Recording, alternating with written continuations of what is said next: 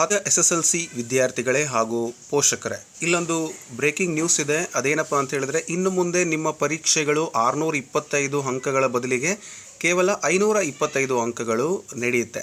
So ಯಾಕೆ ಹಾಗಾದರೆ ಯಾವ ಸಬ್ಜೆಕ್ಟ್ಗೆ ಈ ಒಂದು ಮಾಡಿಫಿಕೇಷನನ್ನು ಮಾಡಿದ್ದಾರೆ, ಯಾವ ಸಬ್ಜೆಕ್ಟನ್ನು ನಾವು ಕಡೆಗಣಿಸಬೇಕಾಗತ್ತೆ ಅಂತ ನೋಡೋದಾದರೆ, ಇಲ್ಲಿ ಬದಲಾವಣೆ ಅಷ್ಟೇ, ಕಡೆಗಣಿಸಬೇಕಾಗಿಲ್ಲ ಅಥವಾ ಅದನ್ನು ಯಾವುದೇ ಥರದ ಇನ್ನಷ್ಟು ನೀವು ನೆಗ್ಲಿಜೆನ್ಸಿ ಅಂತ ಏನಲ್ಲ.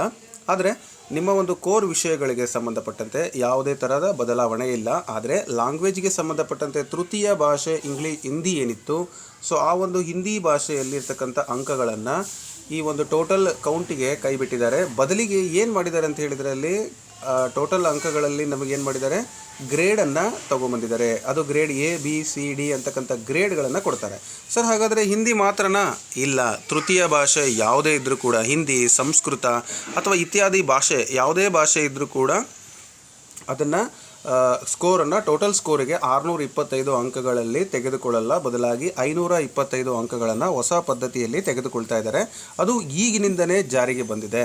ಅಂದರೆ ಈ ವರ್ಷದಿಂದಲೇ ಜಾರಿಗೆ ಬಂದು 525 ಅಂಕಕ್ಕೆ ಫಲಿತಾಂಶವನ್ನು ಕೊಡ್ತಾ ಇದ್ದಾರೆ. ತೃತೀಯ ಭಾಷೆ ಅಂಕಗಳನ್ನು ತೆಗೆದಿದ್ದಾರೆ, ಅಂಕಗಳ ಬದಲಿಗೆ ಗ್ರೇಡನ್ನು ಕೊಡ್ತಾರೆ. ಸೊ ಇದು ಥರ್ಡ್ ಲ್ಯಾಂಗ್ವೇಜ್ ಯಾವುದೇ ಇದ್ದರೂ ಕೂಡ ಅದಕ್ಕೆ ಅನ್ವಯಿಸುತ್ತೆ. ಕೇವಲ ಗ್ರೇಡ್ ಮಾತ್ರ, ಅಲ್ಲಿ ಅಂಕಗಳು ಇರೋದಿಲ್ಲ, ನಿಮ್ಮ ಅಂಕಪಟ್ಟಿಯಲ್ಲಿನ ಅಂಕಗಳು ನಿಮಗೆ ಸಿಗೋದಿಲ್ಲ. ಸೊ ಅದಕ್ಕೆ ಗ್ರೇಡ್ ಅಷ್ಟೇ ಕೊಡಬೇಕು ಅಂತಕ್ಕಂಥದ್ದು. ಸೊ ಇದ್ದಕ್ಕಿದ್ದಂಗೆ ಯಾಕೆ ಈ ರೀತಿ ಬದಲಾವಣೆ ಆಯಿತು, ಯಾಕೆ ಹಿಂದಿಯನ್ನು ಏನು ಮಾಡ್ತಾಯಿದ್ದಾರೆ? ಹಾಗಾದರೆ 5, 6, 7 ತರಗತಿ ಮಕ್ಕಳಿಗೆ, 6, 7, 8, 9ನೇ ತರಗತಿ ಮಕ್ಕಳಿಗೂ ಕೂಡ ಕೊಡೋದಿಲ್ವಾ? ಸೊ ಆ ಬಗ್ಗೆ ಯಾವುದೇ ಥರದ ಅಧಿಕೃತ ಮಾಹಿತಿಗಳು ಬಂದಿಲ್ಲ. ಬಟ್ ಅವರಿಗೂ ಕೂಡ ಪರೀಕ್ಷೆಗಳು ನಡೆಯುತ್ತೆ. ಪರೀಕ್ಷೆಗಳು ಆ್ಯಸ್ ಯೂಶುವಲ್ ಹೋಗುತ್ತೆ, ಎಲ್ಲಿವರೆಗೂ ಸರ್ಕಾರದ ಮುಂದಿನ ಆದೇಶದವರೆಗೂ. ಸೊ ಹಾಗಾಗಿ ಅವರೆಲ್ಲ ಹಾಗಾದರೆ ಹಿಂದಿ ಓದೋದೇ ಬೇಡ, ನಾವು ಹಿಂದಿ ಇದನ್ನು ಮಾಡೋದೇ ಬೇಡ, ಮತ್ತು ಹಿಂದಿ ಭಾಷಾ ಶಿಕ್ಷಕರು ಕೂಡ ಇದ್ರ ಮೇಲೆ ಯಾವುದೇ ಥರದ ಒಂದು ಗಂಭೀರ ಎಫೆಕ್ಟ್ ಮಾಡ್ಕೊಳ್ಳೋದು ಕೂಡ ಬೇಡ. ಅದಕ್ಕೆ ಸಂಬಂಧಪಟ್ಟಂತೆ ಪರ್ಯಾಯ ವ್ಯವಸ್ಥೆಯನ್ನು ಅವರು ನಿಮಗೆ ಮಾರ್ಗಸೂಚಿಯಲ್ಲಿ ಕೊಡ್ತಾರೆ. ಸದ್ಯಕ್ಕೆ ಈ ಒಂದು ಮಾಹಿತಿಯನ್ನು ನೀವು ತಿಳ್ಕೊಳ್ಳಿ. ಹಿಂದಿ ಎಕ್ಸಾಮಿನೇಷನ್ ಕಂಪಲ್ಸರಿ ಬರೀಬೇಕು. ಆ ಒಂದು ಎಕ್ಸಾಮ್ ಮಾರ್ಚ್ 31ನೇ ತಾರೀಕು ಇದೆ, ಅದನ್ನು ನೀವು ಅಟೆಂಡ್ ಮಾಡಲೇಬೇಕು. ಜೊತೆಗೆ ಗ್ರೇಡ್ ಸಿಸ್ಟಮನ್ನು ಕೊಡ್ತಾರೆ, ಅಂದರೆ ಅಂಕಗಳನ್ನು ಕೊಡೋದಿಲ್ಲ, ಅದರ ಬದಲಿಗೆ ಗ್ರೇಡನ್ನು ಕೊಡ್ತಾರೆ. ಇದಿಷ್ಟು ನಿಮಗೆ ಈ ಕ್ಷಣದ ಅಪ್ಡೇಟ್, ಅದು SSLC ವಿದ್ಯಾರ್ಥಿಗಳಿಗೆ. ಸ್ನೇಹಿತರೆ, ಇನ್ನು ಉಳಿದಂತೆ ವಿದ್ಯಾರ್ಥಿಗಳ ಹಿತದೃಷ್ಟಿಯಿಂದ ಕೆಲವೊಂದು ಮಹತ್ವದ ನಿರ್ಧಾರಗಳನ್ನು ಸರ್ಕಾರ ತೆಗೆದುಕೊಳ್ತಾ ಇದೆ. ಸೊ ಅದರಲ್ಲಿ ಕೆಲವೊಂದು ಇನ್ಫಾರ್ಮೇಷನ್ ಏನಪ್ಪ ಅಂದರೆ, ರಾಜ್ಯದ SSLC ವಿದ್ಯಾರ್ಥಿಗಳ ಶೈಕ್ಷಣಿಕ ಒತ್ತಡವನ್ನು ತಗ್ಗಿಸಲಿಕ್ಕೆ ಮತ್ತು ಮುಕ್ತಗೊಳಿಸಲಿಕ್ಕೆ ಸರ್ಕಾರ ಐತಿಹಾಸಿಕ ನಿರ್ಧಾರಗಳನ್ನು ಪ್ರಕಟಣೆ ಮಾಡಿದೆ. ಅದರಲ್ಲಿ ತೃತೀಯ ಭಾಷೆ ಇನ್ನು ಮುಂದೆ ಗ್ರೇಡಿಂಗ್ ಮಾತ್ರ. SSLC ಪರೀಕ್ಷೆಯಲ್ಲಿ ತೃತೀಯ ಭಾಷೆಗೆ ಹಿಂದಿ, ಸಂಸ್ಕೃತ, ಉರ್ದು ಯಾವುದೇ ಭಾಷೆ ಆಗಿರ್ಬೋದು, ಅದು ಥರ್ಡ್ ಲ್ಯಾಂಗ್ವೇಜ್ ಇದ್ದರೆ ಅದರ ಅಂಕಗಳ ಬದಲಿಗೆ ಗ್ರೇಡ್ ವ್ಯವಸ್ಥೆಯನ್ನು ಜಾರಿಗೆ ತರಲಾಗುವುದು. ಇದರಿಂದ ಈ ವಿಷಯದಲ್ಲಿ ಪಾಸ್ ಫೇಲ್ ಅಂತಕ್ಕಂಥ ಒಂದು ಆತಂಕ ವಿದ್ಯಾರ್ಥಿಗಳಿಗೆ ಇರೋದಿಲ್ಲ. ಇದು ಮೊದಲನೇದು. ಇನ್ನು ನೈತಿಕ ಶಿಕ್ಷಣಕ್ಕೆ ಆದ್ಯತೆ, ಮಕ್ಕಳನ್ನು ಸುಸಂಸ್ಕೃತ ಪ್ರಜೆಗಳನ್ನಾಗಿ ರೂಪಿಸಲು ಪ್ರಸಕ್ತ ಸಾಲಿನಿಂದಲೇ ನೈತಿಕ ಶಿಕ್ಷಣ ಮಾರಲ್ ಸೈನ್ಸನ್ನು ಪಠ್ಯವನ್ನು ಜಾರಿಗೆ ತರಲಾಗುತ್ತಿದೆ. ಸರ್ಕಾರದಿಂದಲೇ ಇದಕ್ಕೆ ಉಚಿತ ಪಠ್ಯಪುಸ್ತಕವನ್ನು ವಿತರಣೆ ಮಾಡ್ತಾ ಇದ್ದಾರೆ.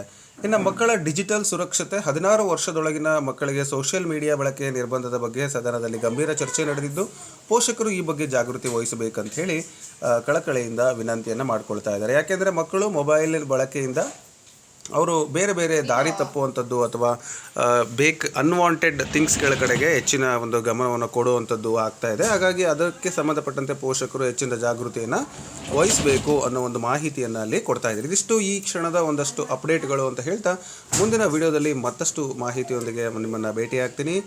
ಧನ್ಯವಾದಗಳು. ಹಾಗೆ ಸಾಕಷ್ಟು ಜನ ನನಗೆ ಕೇಳ್ತಾ ಇದ್ರಿ, GPSTR, HSTR ಅಥವಾ PSTR ತರಗತಿಗಳನ್ನು ಯಾಕೆ ಸರ್ ಮಾಡ್ತಾ ಇಲ್ಲ ಅಂತ.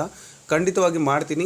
ಅದಕ್ಕೆ ಸಂಬಂಧಪಟ್ಟಂತೆ ಈಗ ನಮ್ಮ ಶಾಲೆಗಳಲ್ಲೂ ಕೂಡ ಪರೀಕ್ಷೆ ನಡೀತಾ ಇದೆ, ಮಕ್ಕಳ ಕಡೆಗೆ ಗಮನ ಕೊಡಬೇಕಲ್ವ. ಸೊ ಹಾಗಾಗಿ ಆ ಪರೀಕ್ಷೆಗಳು ಚೆನ್ನಾಗಾಗಬೇಕು, ಜೊತೆಗೆ ನಮ್ಮ ವಿದ್ಯಾರ್ಥಿಗಳ ಕಡೆಗೆ ಹೆಚ್ಚಿನ ಗಮನವನ್ನು ಕೊಡಬೇಕಾಗಿರೋದ್ರಿಂದ ಈ ಒಂದು ತರಗತಿಗಳನ್ನು ತೆಗೆದುಕೊಳ್ತಾ ಇಲ್ಲ. ಮುಂದೆ ಸ್ಕೂಲ್ಗಳು ರಜೆ ಇರುತ್ತಲ್ಲ, ಆ ಟೈಮ್ನಲ್ಲಿ ಫ್ರೀ ಇದ್ದಾಗ ಖಂಡಿತ ತರಗತಿಗಳು ಬರುತ್ತೆ.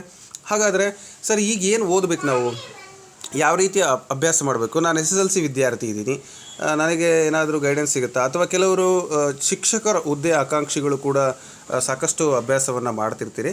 ಅಂಥವ್ರಿಗೆ SSLC ಮ್ಯಾಥಮೆಟಿಕ್ಸು ಇಂಗ್ಲೀಷ್ ಮಾಧ್ಯಮದಲ್ಲಿ ತುಂಬ ಚೆನ್ನಾಗಿ ಹೇಳ್ಕೊಟ್ಟಿದ್ದಾರೆ. ನಮ್ಮ ಒಂದು TM ಲರ್ನಿಂಗ್ ಸೆಂಟರ್ ಆ್ಯಪನ್ನು ನೀವು ಡೌನ್ಲೋಡ್ ಮಾಡಿಕೊಂಡು, ಸೊ ಆ್ಯಪ್ನ ಹೆಸರು TM ಲರ್ನಿಂಗ್ ಸೆಂಟರ್. ಸೊ ನೀವು TM ಲರ್ನಿಂಗ್ ಸೆಂಟರನ್ನು ಡೌನ್ಲೋಡ್ ಮಾಡ್ಕೊಳ್ಳಿ. ಸೊ ಆ ಒಂದು ಆ್ಯಪ್ನ ಡೌನ್ಲೋಡ್ ಮಾಡ್ಕೊಂಡ್ರಿ ಅಂತ ಹೇಳಿದ್ರೆ ಅಲ್ಲಿ SSLC ವಿದ್ಯಾರ್ಥಿಗಳ ಒಂದು ಗಣಿತ ವಿವರಣೆ ಇದೆ. ಒಂದು ವರ್ಷಕ್ಕೆ ಕೇವಲ ಒಂದು 600 ರೂಪಾಯಿ ಇರ್ಬೋದು, ಐ ಥಿಂಕ್ ಅದು ನಿಮಗೆ ಒಂದು ವರ್ಷಕ್ಕೆ. ಇದು ನಾನು ಮಾಡಿರೋಂಥ ಕೋರ್ಸ್ ಅಲ್ಲ, ಮತ್ತೊಬ್ಬರು ಸ್ನೇಹಿತರು ಮಾಡಿರ್ತಕ್ಕಂಥದ್ದು. ತುಂಬ ಚೆನ್ನಾಗಿ ಮಾಡಿದ್ದಾರೆ, ನೀವು ಅದನ್ನು ನೋಡ್ಬೋದು. ಇಂಟ್ರೆಸ್ಟ್ ಇದ್ದವರು ತೊಗೊಳ್ಳಿ. ಒಂದು ವರ್ಷದ ಅವಧಿಗೆ ಕೇವಲ 600 ರೂಪಾಯಿ. ಇದು ನಾನಂತೂ ನೋಡಿದ್ದೀನಿ, ನಾನು ಕೂಡ ಅದರಲ್ಲಿ ಕಲಿತಾ ಇದ್ದೀನಿ. ಸೊ ಹಾಗಾಗಿ ನಿಮಗೆ ಇಂಟ್ರಡ್ಯೂಸ್ ಮಾಡಿದ್ದೀನಿ ಅದನ್ನು. ಆ ಒಂದು ತರಗತಿ ನಿಮಗೆ ಬೇಕಂದರೆ ಮ್ಯಾಥಮೆಟಿಕ್ಸ್ ಸಿಗುತ್ತೆ ಆ್ಯಪಲ್ಲಿ, ಅಲ್ಲೇ ನೀವು ಪೇ ಮಾಡಬೇಕು, ಅಲ್ಲೇ ನೀವು ನೋಡಬೇಕು. ಅದರಲ್ಲಿ ಅವ್ರ ಮೊಬೈಲ್ ನಂಬರ್ ಕೂಡ ಇದೆ. ನಿಮ್ಗೆ ಡೌಟ್ ಇದ್ದರೆ, ಡೌಟ್ ಇರೋಕ್ಕೆ ಚಾನ್ಸೇ ಇಲ್ಲ, ಅಷ್ಟು ಚೆನ್ನಾಗಿ ಬ್ಯೂಟಿಫುಲ್ಲಾಗಿ ಇಡೀ 10th ಸಿಲೆಬಸ್ಸನ್ನು ಕವರ್ ಮಾಡಿದ್ದಾರೆ. ಸೊ ಈ 10th ಸಿಲೆಬಸ್ ಬಂದು ನೀವು ಈಗೇನು 10th ಸಿಲೆಬಸ್ಸಲ್ಲಿ ನೋಡ್ತಾ ಇದ್ದೀರಿ, ಅದರಲ್ಲಿ ಬಹಳ ಇಂಪಾರ್ಟೆಂಟಾಗಿ ನಿಮಗೆ ನಾನು ಹೇಳ್ತೇನೆ. ಏನಪ್ಪ ಅಂತ ಹೇಳಿದರೆ, ಮೋಸ್ಟ್ ಇಂಪಾರ್ಟೆಂಟಾಗಿ ನಿಮಗೆ ಏನು ಎಕ್ಸಾಮಿನೇಷನ್ಗೆ ಬೇಕು, PSTR primary school teachers recruitment ಅಂತ ಏನು ಕರಿತೀವಿ, ಆ ಒಂದು ಪರೀಕ್ಷೆ ಆಗಿರ್ಬೋದು, ಅಥವಾ HSTR ಹೈಸ್ಕೂಲ್ ಟೀಚರ್ಸ್ ರಿಕ್ರೂಟ್ಮೆಂಟ್ ಆಗಿರ್ಬೋದು, ಅಥವಾ GPSTR. ಸೊ ಈ ಒಂದು ಪರೀಕ್ಷೆಗೂ ಕೂಡ ಹೆಲ್ಪ್ ಆಗುತ್ತೆ. ಸೊ ನಾವು ಯಾವಾಗಲೂ ಅಂದ್ಕೊಳ್ತೀವಿ ನಾವು 6ರಿಂದ 10th ಸಿಲೆಬಸ್ಸನ್ನು ಕವರ್ ಮಾಡಲೇಬೇಕು ಅಂತ. ಸೊ ಈಗ ನಿಮಗೆ ಕವರ್ ಮಾಡಲಿಕ್ಕೆ ಚಾನ್ಸೇ ಇಲ್ಲ, ಯಾಕೆಂದರೆ ಒಂದೇ ವರ್ಷದ ನೀವು ಓದಬೇಕು ಅಂದರೆ ತುಂಬ ಟೈಮನ್ನು ತೊಗೊಳ್ಬೇಕಾಗುತ್ತೆ. ಹಾಗಾಗಿ ಅಲ್ಲಿ ಆ ಕೋರ್ಸ್ ನಿಮಗೆ ಕೇವಲ 600 ರೂಪೀಸಲ್ಲಿ ಮಾಹಿತಿಯನ್ನು ಕೊಡ್ತಾರೆ. ಇಂಟ್ರೆಸ್ಟ್ ಇರೋರು ಆ ಒಂದು ಕೋರ್ಸನ್ನು ಬೈ ಮಾಡ್ಬೋದು. ಅದರಲ್ಲೇ PDF ನೋಟ್ಸ್ಗಳು ಕೂಡ ಸಿಗುತ್ತೆ. ಇಂಗ್ಲೀಷ್ ಮೀಡಿಯಮ್ದಲ್ಲಿ ಆ ಒಂದು ಕ್ಲಾಸಸ್ಗಳು ಸಿಗುತ್ತೆ.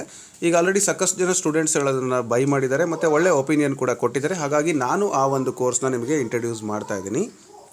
ಸೊ ನಮ್ಮ ಒಂದು ಆ್ಯಪನ್ನು ನೀವು ಓಪನ್ ಮಾಡಿದಾಗ ಈ ರೀತಿ ನಿಮಗೆ ಕಾಣಿಸುತ್ತೆ. ಅದರಲ್ಲಿ 10th standard class 10th foundation course ಅಂತೇಳಿ ಮ್ಯಾಥಮೆಟಿಕ್ಸು.